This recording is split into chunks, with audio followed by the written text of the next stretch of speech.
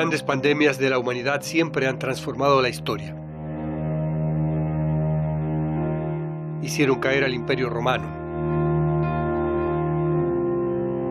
Aceleraron el fin del feudalismo. Facilitaron la conquista del continente americano. La gripe española impulsó los sistemas públicos de salud. Decenas de millones, sin embargo, pagaron con su vida esos cambios y siempre hubo detrás un arrogante provisto de ignorancia y poder que aceleró las tragedias. Supongamos que impactamos el cuerpo con una tremenda luz ultravioleta o una luz muy potente. Supongamos que metemos esa luz dentro del cuerpo y que podemos hacerlo a través de la piel o alguna otra forma.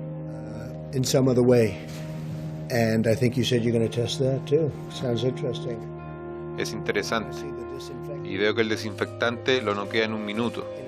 Podríamos hacer algo así, como una inyección al interior del cuerpo.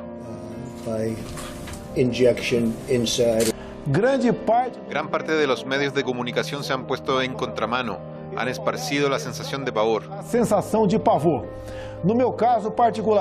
En mi caso particular, por mi historia de atleta, en el caso de ser contaminado por el virus, no tengo de qué preocuparme.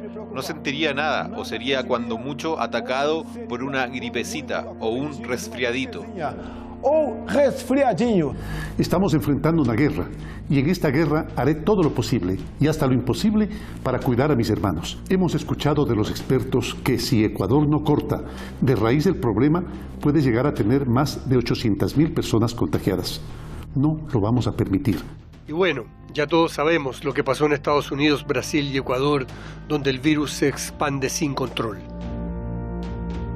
Si en el siglo XIII el virus se multiplicaba en procesiones religiosas, hoy los sacerdotes del mercado llaman a regresar al trabajo. Junto con el virus veio una verdadera máquina. Junto con el virus llegó una máquina de moler empleos. Las personas, y en especial los niños, comenzaron a sentir ese problema. No se pueden quedar en casa por mucho tiempo. No es lo que a uno le gustaría hacer, sino lo que se puede hacer.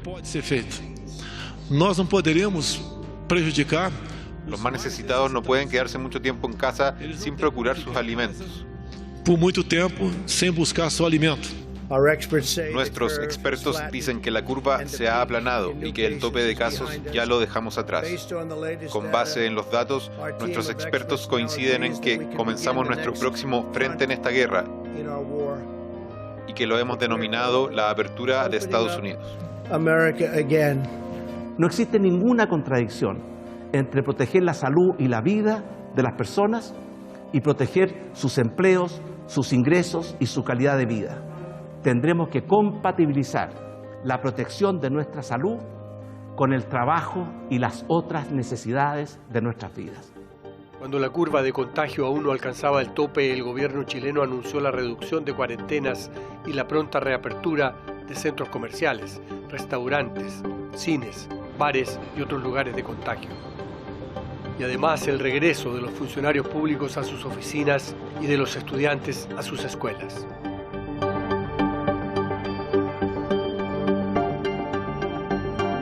Existe como un oscurantismo de parte, digamos, de las autoridades ministeriales en relación a la información y a la toma de decisiones, porque la toma de decisiones, por ejemplo, de cancelar ciertos sectores que estaban en cuarentena, no se condice con los datos que maneja la comunidad científica, o sea, no hay una explicación. Por lo tanto, existen datos que no conocemos desde el punto de vista de los contagiados, de la geolocalización de cada una de las personas, o están tomándose decisiones que no tienen que ver directamente con razones sanitarias, sino que son razones de otro ámbito. Yo creo que tomar, por ejemplo, decisiones por razones económicas y no sanitarias en una situación de pandemia trae altísimos costos finalmente a la población, incluso a la propia economía. De hecho, el mejor ejemplo lo puede representar Estados Unidos, que avalaba, digamos, por la no suspensión de alguna situación y hoy día encabeza las cifras de contagiados y pronto, como van las cifras, va a llegar a ser el primero en número de fallecidos. estamos solo en la etapa inicial, no estamos en una etapa de planeamiento de curva, no estamos en una etapa, estamos en una etapa de inicio. Hay que considerar que la epidemia ingresó en Chile, como tal vez en muchos países se dio, de un determinado grupo de personas, es decir, personas que habitualmente de edad más joven, de sectores socioeconómicos más acomodados, en las comunas que principales del país en ese sentido. Entonces, estos viajeros llegaron, trajeron la epidemia y que afectaron a esos grupos y poco a poco se ha ido expandiendo a otras zonas. Entonces, estamos en una fase absolutamente inicial, ya estamos en la fase de transmisión comunitaria, donde no se pueden trazar los casos, pero no podemos decir hoy día que estemos ni controlando ni nada. De hecho, la cantidad de personas fallecidas, así como los de contagiados, van certificados porque tienen que tener el examen, van aumentando.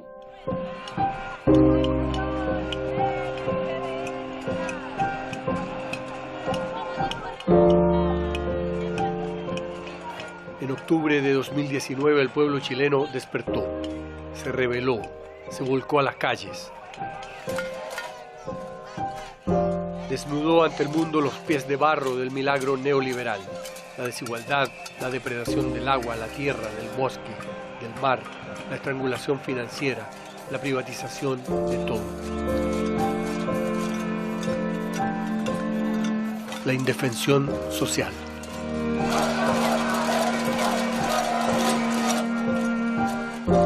Demandaron y demandan el fin del orden neoliberal impuesto desde 1973 por la dictadura de Pinochet.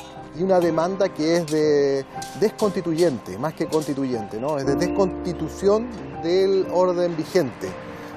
Y eso implica un cuestionamiento al orden establecido en muchas áreas, no solo políticas, por supuesto en el área política principalmente, el sistema de poder, pero también el sistema económico y el sistema de jerarquización simbólica. Por eso tiene una dimensión feminista muy fuerte, tiene una dimensión que cuestiona el orden patriarcal en general, que cuestiona el orden colonial, ya la crítica por eso la persistencia de los símbolos de la cultura mapuche, el ataque a las figuras de los colonizadores, no porque hayan sido figuras que hoy día tengan importancia, sino porque reflejan el orden colonial vigente. Entonces, yo creo que ese proceso de desconstitución es el que da fuerza y da una energía enorme a este movimiento.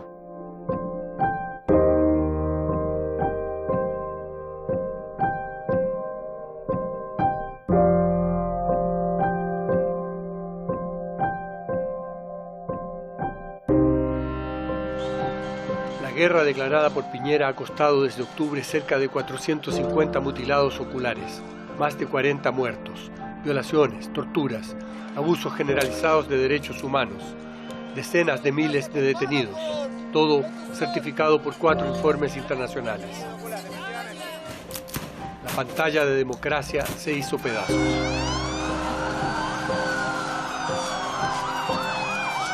La pandemia encontró en marzo de 2020 a las ya repletas cárceles chilenas con cerca de 3.000 presos adicionales, los manifestantes. Estos son sus angustiados familiares en la puerta de la cárcel. Lo que está sucediendo es gravísimo porque, si bien es cierto, el gobierno ha sido totalmente inoperante para poder enfrentar esta crisis epidemiológica y sanitaria, acá nuestro hijo y todos los chicos que están presos por la revuelta y los presos comunes están en riesgo. No nos cansaremos de decir que tienen que cambiar las medidas cautelares. Están esperando que muera uno o varios para poder cambiar las medidas. Y lo que hemos detectado nosotros es que hay una instrumentalización política de la prisión preventiva. No solamente por eso son prisioneros políticos, por el actuar desmedido y desproporcionado a la prisión preventiva, sino por las leyes que se les aplican. Es decir, si uno ve qué leyes se están aplicando, por ejemplo, hay un montón de querellas del Ministerio del Interior que aumentan las penas por ley de seguridad del Estado. Y en efecto, digamos, en Chile hay un proceso en donde la prisión preventiva, que está establecida como una medida excepcional, toda medida de privación de libertad está tomada como una medida excepcional, ha ido tomando un papel cada vez más protagónico y ha ido tomando casi como un mecanismo que se usa de primera fuente. Empezó, yo creo, con el estallido social que hubo en nuestro país en octubre, que eso implicó que aproximadamente 2.500 personas quedaran privadas de libertad en prisión preventiva, adultos, porque si vamos a los niños estamos hablando o adolescentes, hablamos de cerca de 150 adolescentes que quedaron también privados de libertad por delitos menores que, dado el contexto, se les dio una relevancia que para tribunales estimó dejarlos en prisión preventiva, pero no eran más allá de desórdenes públicos o maltrato a carabineros, delitos que tienen penas muy bajas. Los presos comunes son los desechables entre los desechables.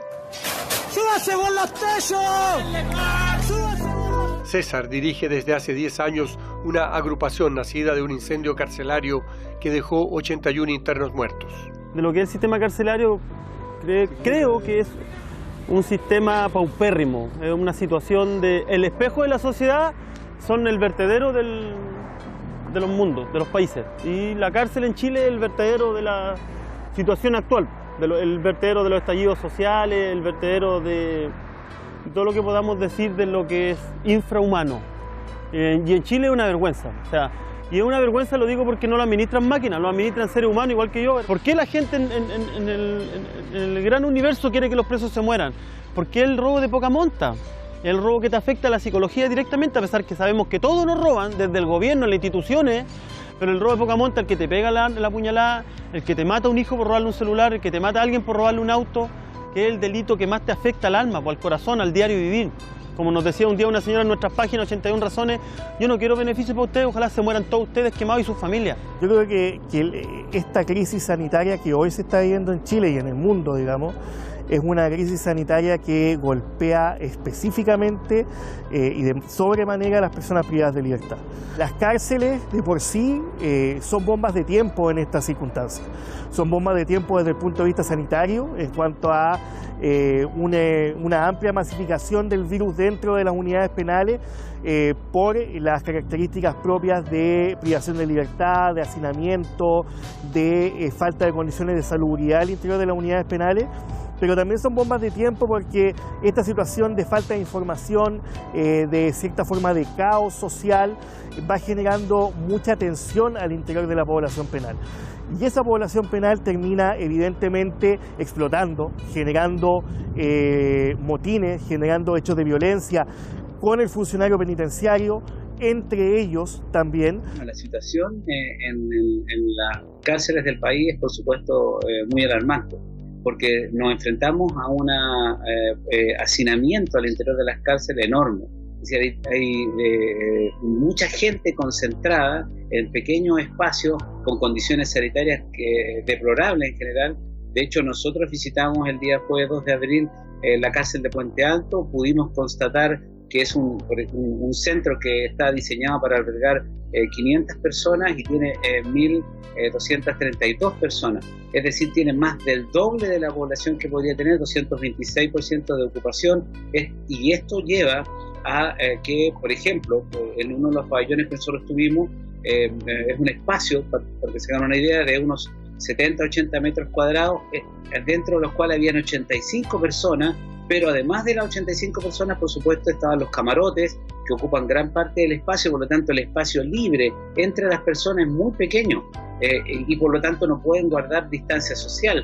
Y como han habido casos dentro de estos módulos, estos casos, por supuesto, todas las personas que están allí son contactos cercanos y debieran ser seguidos muy cercanamente para poder irlos determinando y separando a la población. Es tal el hacinamiento que, claro, justamente las medidas de separación no son aplicables. De hecho, existen otros módulos que tienen más de 100 personas en este mismo espacio de 70-80 metros cuadrados, y obviamente esto genera graves problemas. También hay graves problemas de saneamiento, con humedad, escurrimiento de aguas por cañerías que filtran en gran parte del recinto, y acumulación de basura. O sea, en realidad las condiciones de esta cárcel y otras en el país evidentemente hacen prever que esto crezca enormemente. Nosotros como instituto hemos visto que ya a la crisis penitenciaria, las cosas como las personas que viven acá son en condiciones inhumanas. Nosotros somos el Instituto de Derechos Humanos. Esa crisis penitenciaria se está transformando en una crisis sanitaria, y la crisis sanitaria se va a transformar en una crisis de salud pública. Parafraseando el dicho popular, dime cómo tu gobierno enfrenta la pandemia y te diré en qué clase de país vives. Chile ocupa el lugar 25 en el mundo por nivel de contagios. Venezuela, en plena crisis económica, bajo bloqueo y amenazas de invasión, está en el 119 y lidera la batalla en América Latina. Miles de migrantes venezolanos tratan de regresar por cualquier medio a su país, donde son bienvenidos. Cuba, tras 60 años de bloqueo norteamericano, y China son los principales proveedores de ayuda médica en el mundo.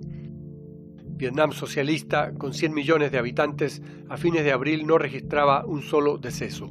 En Ecuador, en cambio, en pleno proceso de regresión neoliberal, los cadáveres se apilan en las calles y en Nueva York, capital financiera del planeta, se abren fosas comunes para depositar los cadáveres. En aquellas sociedades donde el espíritu comunitario es mucho más fuerte, hay una capacidad para enfrentar este tipo de problemas mucho más sólida que aquellas sociedades que tienen una estructura fundamentada en el individuo, que el individualismo es el fundamento de la relación, entre comillas, entre los ciudadanos.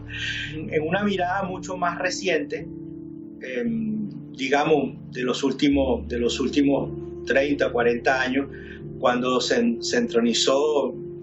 entronizaron el capitalismo en su forma neoliberal, que significó la disminución del poder del Estado, que significó un incremento en el individualismo, en el consumismo, en la búsqueda de la solución de problemas materiales y abandono de toda la espiritualidad del ser humano. Y si además a eso le agregamos que todo el deterioro que ha tenido en los últimos años la democracia representativa, el sistema de democracia representativa que permea, que está presente en Occidente, donde ha habido una deformación cada vez más de las estructuras, de la institucionalización, donde la propia crisis de la democracia, como ha sido concebido en los últimos 250 años, hoy ya es evidente. Entonces hay un distanciamiento cada vez mayor entre los pueblos, o digamos entre los gobernados y los gobernantes, utilizando los mismos términos que utilizamos anteriormente, pero también que se manifiesta, por ejemplo, en un distanciamiento, en el descreimiento, en la incredulidad frente a las decisiones que toman los gobiernos, y al ser gobernantes con muy bajos niveles de popularidad, es muy difícil que puedan implantar normas que sean cumplidas por la ciudadanía, toda vez que en los momentos precedentes estas sociedades, como en el caso de Chile, de Colombia, de Ecuador, de Brasil, estaban mostrando graves problemas coyunturales, pero también estructurales, y ahora se tuvieron que ver enfrentadas a esta situación frente a la cual no han mostrado muchas capacidades. Sí, bueno, este es un grave problema que enfrentamos como país. Todas las indicadores respecto a la credibilidad de las autoridades, me refiero no solo al presidente de la República, a sus ministros, incluso a los parlamentarios, al propio ministro Mañalich, que eran bajísimos, digamos, y lo son aún en la práctica, porque hay una gran desconfianza de la población. De hecho, en las primeras semanas de que esto empezó a llegar a Chile, digamos, muchas personas planteaban en redes sociales, digamos, que eran inventos. Entonces hubieron movimientos, digamos, que apoyaron todo el proceso de movilización de octubre, que había en Chile desde octubre, que empezaron a plantear a las distintas personas que esto era real, que había que tomar en serio, que había que tomar medidas. Incluso hay muchos llamamientos de organizaciones, digamos, incluso del propio colegio médico, a que la población, a pesar de que se levante la cuarentena, persista en estos procesos, digamos, de aislamiento, porque es la única manera que controlemos, independiente que lo diga o no lo diga el gobierno, independiente de que las autoridades lo planteen, Y yo creo que eso también ha contribuido y va a ayudar, digamos, porque hay una credibilidad mayor en las organizaciones que lo que es las autoridades políticas del país. El gobierno chileno, debilitado y sorprendido por la pandemia, envió desde el inicio mensajes confusos o contradictorios. Los muertos, por ejemplo, se suman a las listas de recuperados. En relación al número de pacientes recuperados, en la definición que hemos utilizado por Consejo de Expertos Internacionales, tenemos 898 pacientes que ya han dejado de ser contagiantes, que no son una fuente de contagio para otros, y los incluimos como recuperados. Estos son las personas que han cumplido 14 días desde el diagnóstico o que desgraciadamente han fallecido. ¿Qué pasa si este virus muta de una forma más benigna? Y en realidad lo único que produce es un resfrío común, como la mayoría de los coronavirus antiguos, porque este es un nuevo coronavirus, producen un resfrío común. ¿Qué pasa si el virus muta y se pone, perdón que use una palabra, buena persona? Es otro escenario. El gobierno del presidente Piñera ha optado por una estrategia, como muchos países, para controlar esta enfermedad, en el concepto que se ha denominado cuarentena estratégica y dinámica. El sistema escolar está en conocimiento de los protocolos que se han coordinado con el Ministerio de Salud y que la suspensión de clases no es una medida que esté recomendada en esos mismos protocolos. Es muy importante que se entienda el sentido de la medida de suspensión de clases. Es una medida que debe tomarse con absoluta responsabilidad y que tiene por principal propósito velar por la salud de los chilenos. Si pudiéramos tener acceso a más información, pudiéramos entender las medidas que está tomando el gobierno, pero hasta la fecha, y sobre todo porque gran parte de esas medidas las implementamos nosotros mismos, creemos que no van por el camino correcto. Cuarentena obligatoria. Estos trabajadores despedidos intentan en Santiago cobrar el seguro de paro, que proviene de sus propios ahorros y que alcanza apenas para un mes. El gobierno autorizó a las empresas a suspender el pago de salarios a los trabajadores en cuarentena. Así el desempleo avanzó más rápido que el virus. El presidente, en cadena nacional, optó por un mensaje de miedo. Esta profunda recesión, desgraciadamente, se traducirá en pérdidas de empleos, reducción de ingresos, quiebras de empresas, caídas de productos y muchos otros males, lo que afectará a todos los chilenos, pero muy especialmente a la clase media. Todo eso ya había empezado antes de la pandemia y fue la causa principal del levantamiento popular. Pero para Piñera es una oportunidad de salvarse del colapso. Necesitamos más que nunca un país unido y firme. Un país con una visión, una estrategia y un plan de acción claro y compartido, basado en el conocimiento científico, en la asesoría de los expertos, en la realidad de Chile, en la fortaleza de nuestras instituciones y en la conducción del gobierno. Sin embargo, nada de esto será suficiente si no nos preparamos desde ya para vivir y trabajar en esta nueva normalidad. Por lo pronto, la crisis se maneja según los intereses de los grupos económicos. Cuando uno analiza, en síntesis, las distintas políticas que el gobierno comienza a implementar en sus paquetes económicos para salvar a las empresas y a los hogares que no tienen ingresos o generan ingresos parciales en esta crisis multisistémica, lo que uno observa es que básicamente la crisis la están pagando los trabajadores y trabajadoras.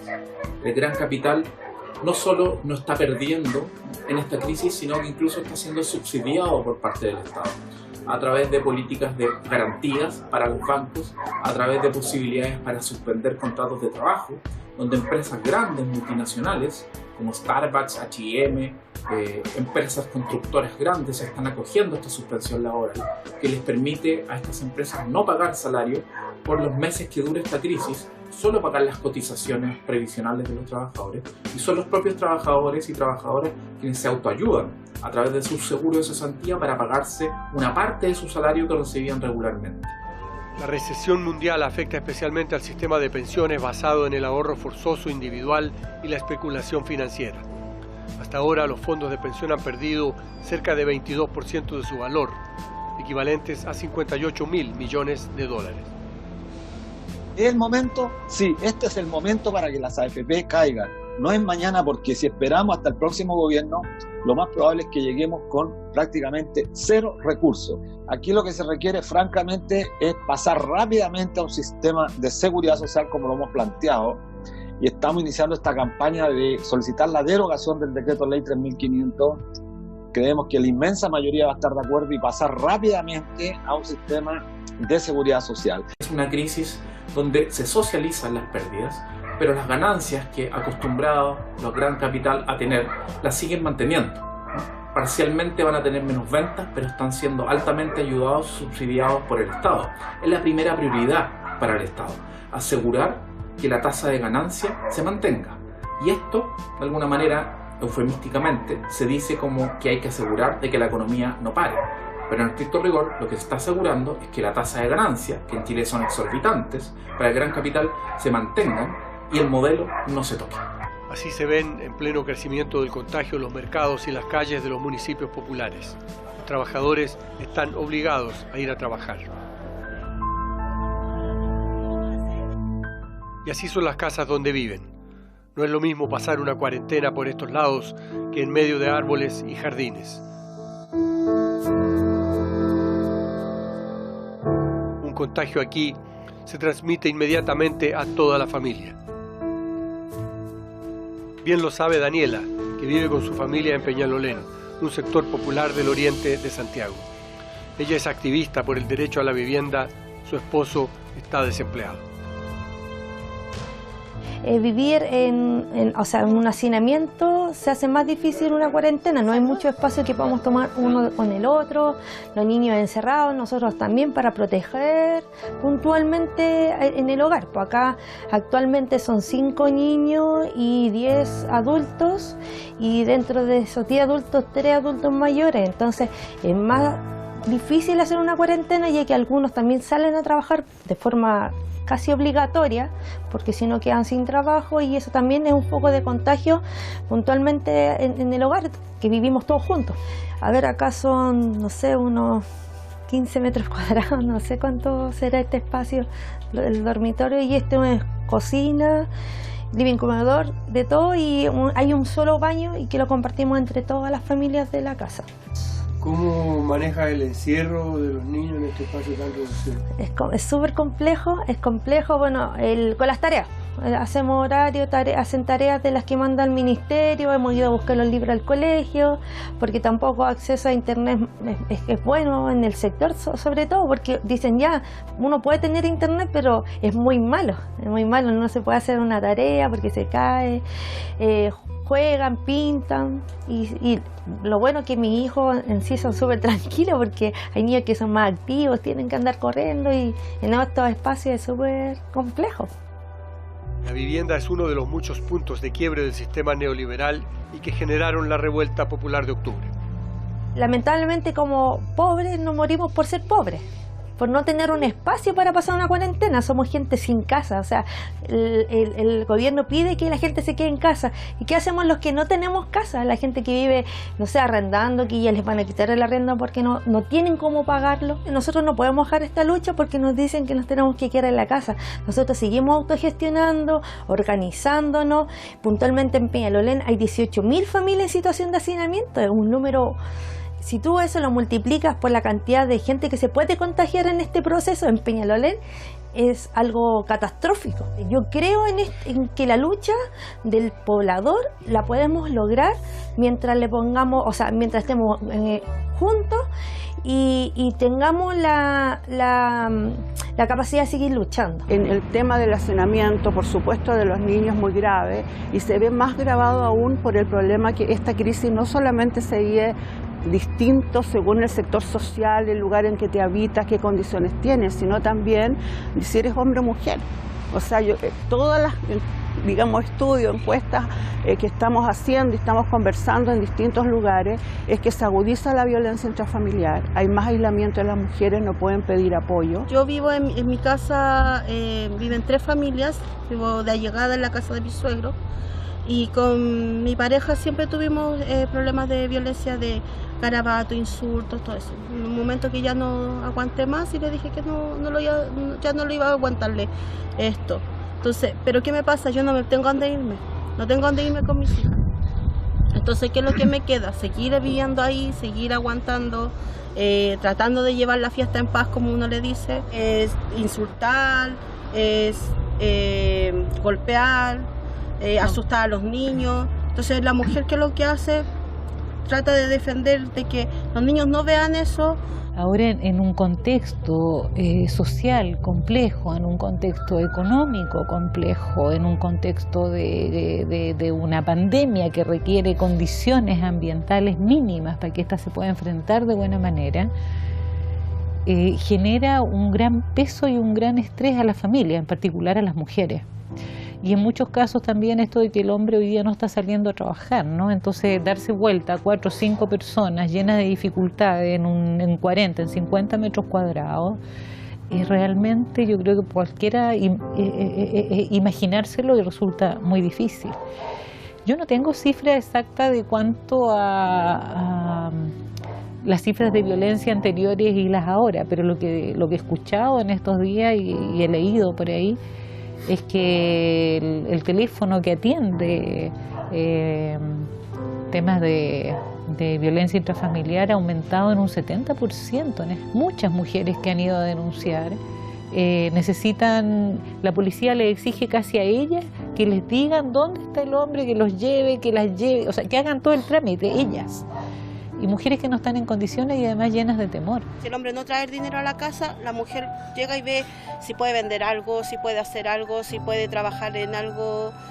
Muchas compañeras acá venden sus productos que hacen queque, hacen cosas de maquillaje, todo eso. Entonces ellas se mueven como para ayudar en la casa, que ellos dicen que es ayudar, pero no, es lo que es, claro, es solventar la casa, porque si el hombre no quiere moverse, por decirlo de alguna forma, para traer sustento a la casa, las mujeres tienen que hacerlo igual, pero se quedan calladas después de los gritos, después de los insultos, lo salen a hacer ellas. Por eso nosotros estamos en este proyecto, estamos donde queremos tener nuestra vivienda, donde nosotros podamos decidir con quién queremos vivir, con quién queremos estar, tener un lugar donde nuestros hijos estén tranquilos, a salvo, porque toda esta violencia también repercuta mucho en ellos. O sea, mi hija menor, yo he tenido muchos problemas en el colegio por el tema de que ella es agresiva, ella es violenta para reaccionar ante cualquier problemática que le surja con sus compañeros. Margarita es una de estas 4 guerreras que con otras 28 formaron hace más de 10 años una cooperativa de vivienda. Son herederas de las mujeres que a fines de los años 50 encabezaron la ocupación de terrenos en lo que hoy es la población La Victoria, tradicional núcleo proletario. Gente que llegó a la toma de La Victoria era gente que vivía en el cordón de la miseria, que es eran chozas que se armaron ni siquiera media agua, porque mi suegra vivió ahí y dice que ellas vivían con esta cuestión que se llamaba fonola, que eran un cartón como bañado en alguna especie de cosa negra. Tú le tirabas un fósforo a eso y prendía. Y así fue como se incendió el cordón de la miseria, y las compañeras, porque fueron las mujeres quienes iniciaron la toma de terreno en La Victoria. Fueron mujeres las que tuvieron la valentía de decir: hasta aquí llegamos en esta pobreza máxima, comiendo de verdadmente la mierda, y busquemos un lugar digno, porque al final lo que uno busca es dignidad. Yo vivo en la casa de mi abuela, soy hija de padres separados, donde ninguno de los dos tampoco pudo lograr su vivienda, por lo tanto vivo con mi abuela y mi madre en la casa de mi abuela, en una pieza de 3x4 con mis 2 hijos. Yo tengo un hijo de 10 años y una de 8 años. Y en esa pieza vivimos los 3, más una gatita que le regaló una hija. y con ellos compartimos el baño con el resto de la casa, porque no solo vivo con mi abuela y mi mamá, sino que vivo con 2 tíos más. Y uno tiene una enfermedad mental, entonces igual es complicado, es súper complicado, porque el hecho de poder vivir ahí, tener que estar esperando un baño, de la higiene, del cuidado, de ver con quién dejas a tus hijos, es un caos. O sea, una oportunidad para tu vida personal es mínima, ¿no? Este proyecto a mí me da la esperanza de poder tener un hogar para mis hijos. Bueno, yo vivo en La Victoria, como decían delante. Llegó mi abuela, a esta fecha ya falleció ella, pero en mi casa habemos 5 familias. Habemos muchos adultos y varios niños, y tenemos un baño. Y ahora ayer llegó mi nieta, está recién nacida. Imagínense lo que es para nosotros estar así. Mi hijo, su camita y la cuna. Ellos duermen en una cama de una plaza y no tengo más donde tenerlo. Vivo yo en una pieza de 3x3. No tengo nada, nada. Hermano, su familia, su hijo, mi tía con su esposo, su hija, su pololo. Vivimos todos ahí. Sí, es increíble.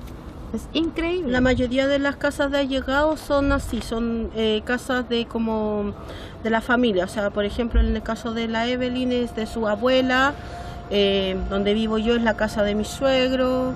Donde vivo yo en la casa de mis suegros también, ahí vivimos 3 familias.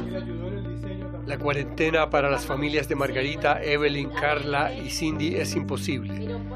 Esa es la trampa de la que buscan salir con su proyecto de vivienda temporalmente congelado. Ellas mismas lo diseñaron, en el barrio en que nacieron y donde nacieron sus hijos, no en periferias abandonadas de Dios. Queremos instalar un centro de estética integral. Hay 2 hombres, pues está el Aarón.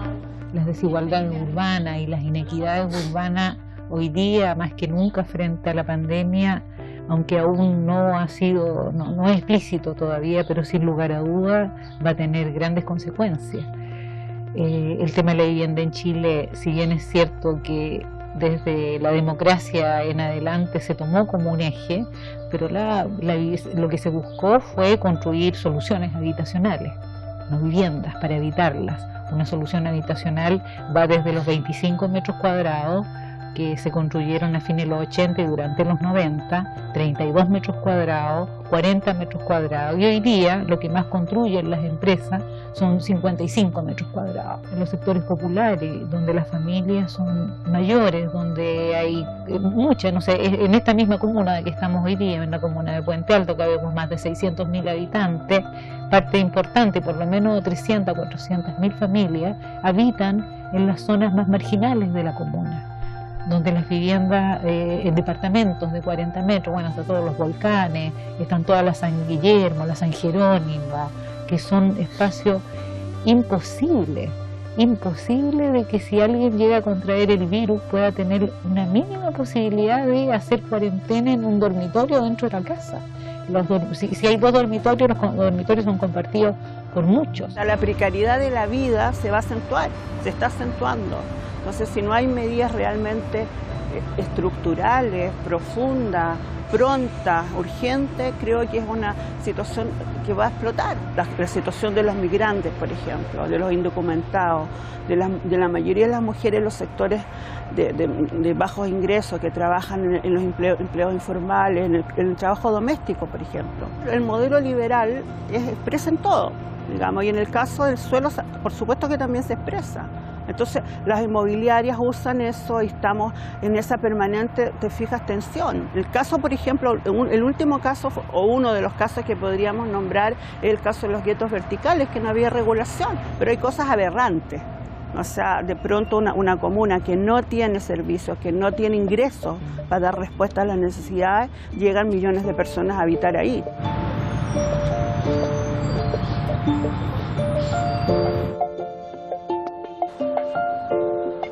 El sistema de salud chileno se divide en lujosas clínicas para 20% de la población y hospitales públicos desfinanciados y precarizados para el resto. En la primera línea de combate al virus están los trabajadores de la salud primaria municipal. Las patologías que han producido desastres en otros países, nosotros hemos tenido la capacidad de enfrentarla con un éxito superior al de la mayoría de los países. Y eso no es gracias a un ministro, eso ha sido gracias al esfuerzo de miles de trabajadoras y trabajadoras de la salud. El país no está haciendo las cosas bien. Mañalich no está haciendo las cosas bien. La evidencia es categórica en señalar que cuando se quiere aplanar la curva, que es la estrategia fundamental en esto, lo que hay que hacer es decretar cuarentena. Acá no son las Fuerzas Armadas las que van a salvar el país. Quienes van a salvar el país en la primera línea, que son las y los trabajadores de salud. Esa es la fuerza principal con la que cuenta el país para enfrentar una pandemia de esta naturaleza. Y esa fuerza no está protegida. Pero además hoy día el ministro de Salud nos regala con una de sus frases para el bronce. Son muchas las frases que hemos tenido de Mañalich. Otra frase para el bronce es que los profesionales de la salud no necesitan medidas de prevención extraordinarias. Nosotros elaboramos una encuesta a nivel nacional de los profesionales de la salud, nosotros los médicos, que llenan refiriendo qué equipamiento de protección personal tienen y qué les falta. Y es muy llamativo que el 85% de los que respondieron a la encuesta, más de 5.000 personas, referían falta de equipamiento mínimo para atender a las personas. Esto es muy grave porque significa no solo, digamos, que estas personas se pueden enfermar, sino que vamos a contar con mucho menos gente que pueda atender a las personas que van llegando. Por lo tanto, se requiere absolutamente que todo el personal, no solo los médicos, todo el personal que constituye el personal sanitario, desde las personas que hacen, digamos, las acciones labor clínica, administrativa, incluso el personal que hace alimentación o aseo, también debe contar con equipamiento. El virus desviste el maniquí del capitalismo salvaje, exhibe su deterioro estructural. Ya se había iniciado desde la crisis del año 2008, se iniciaron un cambio bastante profundo en el planeta. Lo que pasa es que esto lo acelera.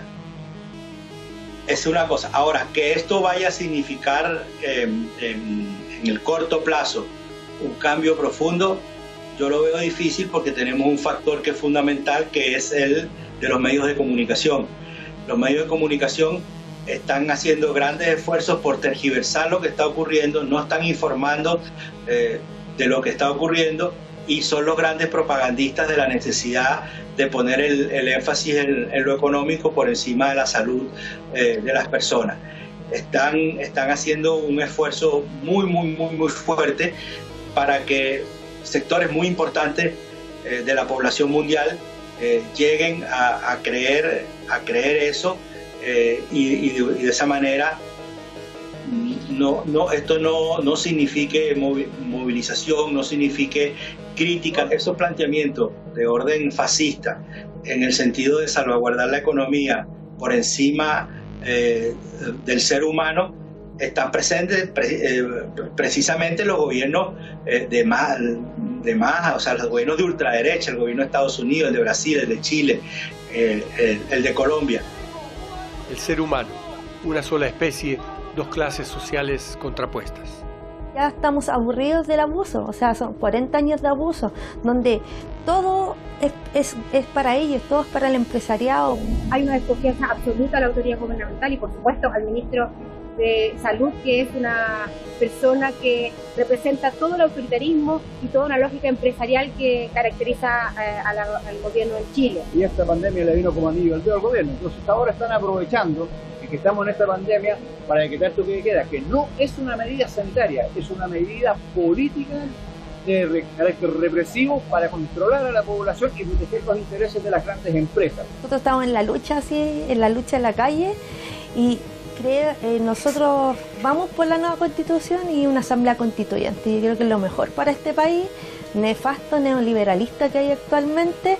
Necesitamos la renuncia de este hombre que ha sido puras mentiras. El abandono se enfrenta con solidaridad, la gran herramienta del pueblo.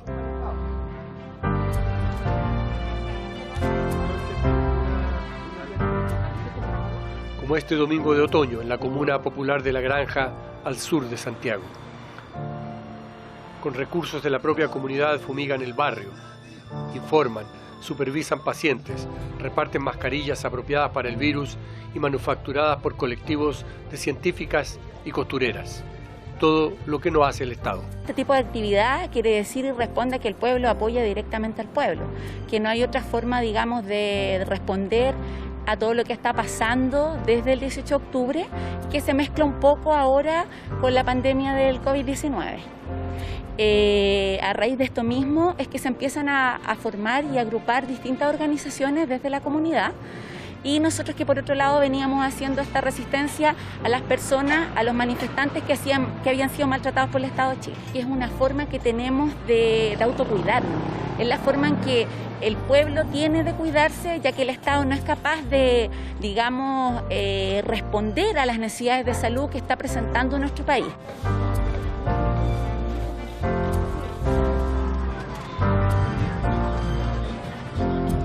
Este es un ejercicio claramente de poder popular. Aquí distintas vecinas y vecinos aportaron con los insumos de las bombas. Hay un camión que está dando vuelta en la población, que está sanitizando las calles. No hay aquí ni dineros de instituciones, ni del municipio, nada. Es tremendamente autogestionado y, como te decía, es un ejercicio claro de poder popular y control territorial. Todo esto no es una metáfora. El invierno está llegando.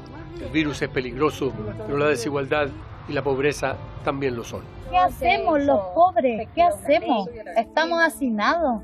¿Qué hacemos? Ya no hayamos qué hacer. No han dicho flojos. Hay unos comentarios de otros ministros de otros lados que el pobre se tiene que levantar más temprano. Se levanta a las 5 de la mañana, llega a las 9 de la noche a su casa. ¿A qué hora ve a sus hijos, a su esposa? ¿A qué hora le ayuda a esa mujer que a lo mejor también acaba de llegar? Sus hijos pueden andar fumando droga, pero ¿qué tiene que hacer esa persona? Trabajar porque tiene que comer. Entonces es tan injusta la desigualdad que hay aquí en este país. Es mucha, por eso el pueblo se levantó. Estamos cansados, no queremos que nos regalen nada, pero sí que sea un poco más equitativo.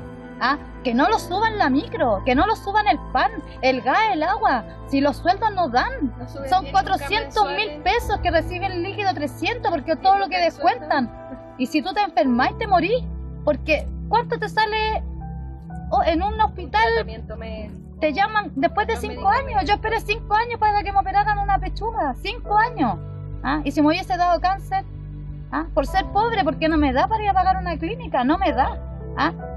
Pero sí, eso es lo que yo digo, tanto a las futbolistas, a las estúpidas de la tele, de modelos y cuestiones, ¿por qué le pagan tanto? ¿Por qué no le pagan a un profesor, a un médico, al caballero, al que recoge la basura? A ellos, los miran en menos, y si no fuera por ellos estaríamos con la mierda hasta aquí. Llegan y tiran cosas, ¿hasta cuándo? De verdad, señor presidente, de verdad me gustaría tenerlo al frente y que usted viviera un mes con lo que vive uno, de verdad. ¿Sabe qué? Sí, nosotros lo asustamos con el coronavirus, sí, lo asustamos. Pero ¿sabe qué? Nosotros los pobres vivimos con guarenes, vivimos con chinche, con garrapatas, con baratas, con guarenes, con vinchuca, con palomas, con miles de cosas dentro de nuestras casas. Imagínense, sí le tenemos miedo al coronavirus, pero sabemos que vamos a salir adelante juntos. Como somos los pobres, esforzados, luchadores y guerreros, y vamos a dar la pelea y vamos a dar la batalla hasta el final.